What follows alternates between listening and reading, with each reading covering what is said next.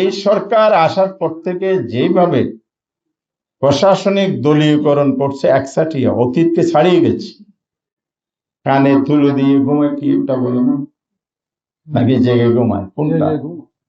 সেই জায়গায় যদি পশ্চিম যদি একটা অন্যায়ভাবে, যেটা তাদের সংবিধান এলাও করে না, সে কাজ অহরহ চলতে থাকবে।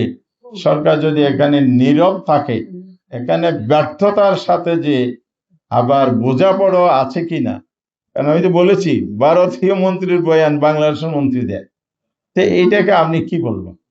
এখানে মনে হয় আনসার আছে।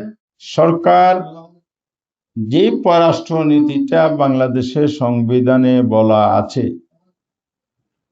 এটাকে অনুসরণ করে যদি ভূমিকা রাখে, সেখানে বলা আছে কারো সাথে বরিত নয়, সবার সাথে বন্ধুত্ব।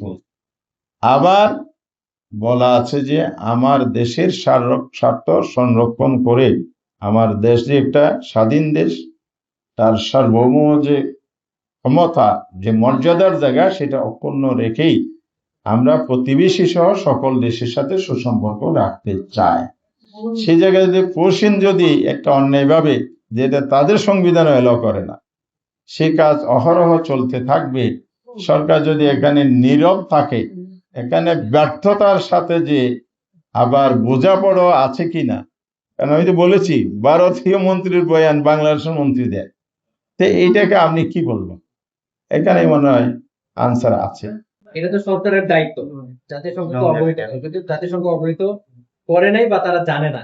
এই না জানাটাকে সরকারের ব্যর্থতা দেখছেন কিনা? এক, প্রত্যেক বছর বিএসএফ এবং বিজিবির মহাপরিচালক পর্যায়ে বৈঠকে, যেটা আজকেও চলমান, এখনো চলমান, কালকে শেষ হবে, এই যে ঘটনাগুলো বারবার হচ্ছে এবং বৈঠক হচ্ছে কিন্তু কোনো সমাধান হচ্ছে না, তাহলে আপনারা এটা মনে করেন কিনা যে আন্তর্জাতিক ক্ষেত্রে সরকার সীমান্ত হত্যা, পুশিন এই নীতিগুলো তুলে ধরতে ব্যর্থতার পরিচয় দিচ্ছে? জি, আপনার বক্তব্য আপনি যেভাবে বলেছেন দুটো বিষয়। একটা হলো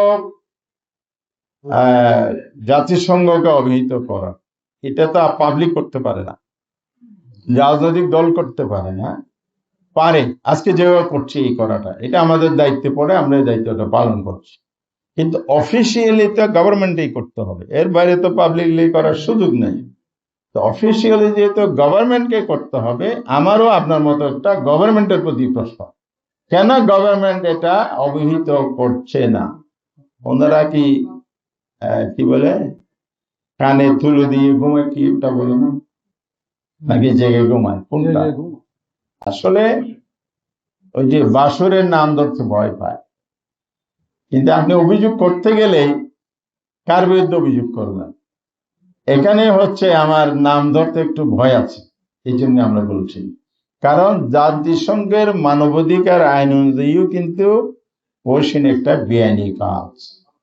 কমপ্লেন করলেই তো ওনাদের যে ক্ষমতায় আসার যে বোঝাপড়ার কথাগুলো আছে, এই সম্পর্কে চির ধরতে পারে, হয়তো বা সেই কারণে ওনারা করছেন। আর দ্বিপাক্ষিক বৈঠক এটা সবসময়, আমরা এখান থেকে ভালো কিছু আশা করব, তো গভর্নমেন্টের নির্দেশনার বাইরে ডিজি সাহেব কি করতে পারবেন? কারণ ইনি যদি করেন এটা, ওনার পরিণতিও যে অতীতের ডিজির মতো হবে না, এটা তো বলা কঠিন। কারণ এই সরকার আসার পর থেকে যেভাবে প্রশাসনিক দলীয়করণ করছে একসাটিয়া অতীতকে ছাড়িয়ে গেছে। পুলিশ এবং অন্য ডিপার্টমেন্টের দুর্নীতি যেমন আছে, রাজনীতিকরণও আছে। এই রাজনৈতিকরণের যে প্রতিক্রিয়া প্রভাব পড়ে প্রশাসনের উপর, সেই কারণে কিন্তু সাহসী পদক্ষেপ ওনারাও নিতে পারে। তারপরে আমরা আশাবাদী হব